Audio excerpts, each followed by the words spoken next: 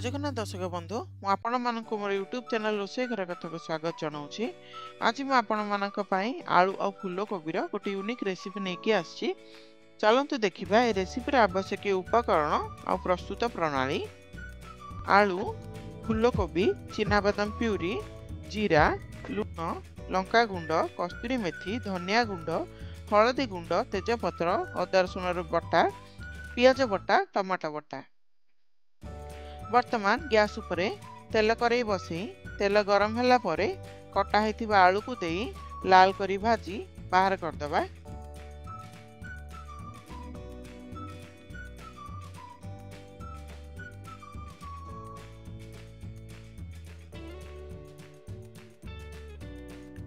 आलू को भाजिला समय रे गैस रो फ्लेम को आमे हाई मीडियम रे रखिबा।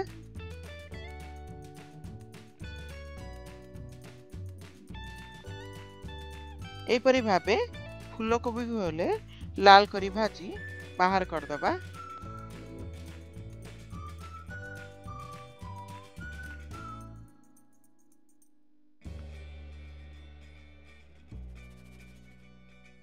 आपण माने चाहिले कैप्सिकम को मध्य एपरी भाबे छाणी व्यवहार करि परंती। मो पाखरे कैप्सिकम नथिला तेणु मो व्यवहार करना ही।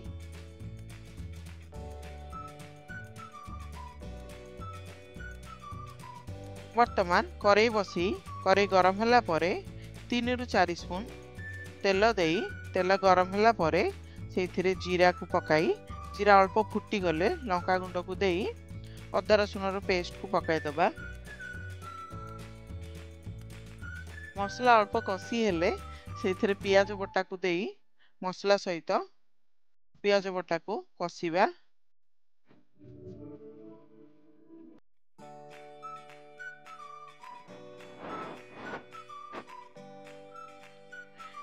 पियाज बटा कसीला परे टमाटर प्यूरी को देई कसीबा।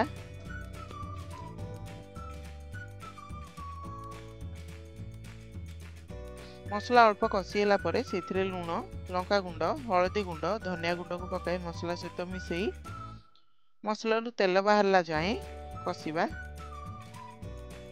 मसला को आमे जेते कसीबा तरकारी टेस्ट सेते भल आस्थाय।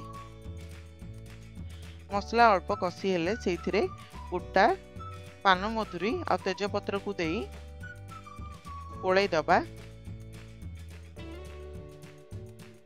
मसला रु तेल बाहरले आम सेथिरे चिना बादाम रो प्यूरी को पकाई मसला सहित अल्प कसीबा।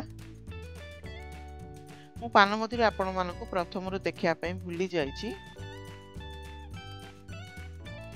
एइने छणा हेथिबा आलू और फूलकोबी को पकाई मसला सहित कसी पानी दे दबा। मुझे मसला पानी व्यवहार करछि आपण माने चाहिले नॉर्मल पानी मध्य दे पारंती। वीडियोटी भल लागिथिले लाइक शेयर सब्सक्राइब करी को जमार भूलिबेनी। आ ए रेसिपी रो नाम कोन दबा मते निश्चय कमेंट करी जणैबे। आपण मानको ए रेसिपी किपरि लागिला मते कमेंट करी जणैबे। लास्ट रे कस्तूरी मेथी को पकाई पानी को फुटीबा पय छाडी देबा।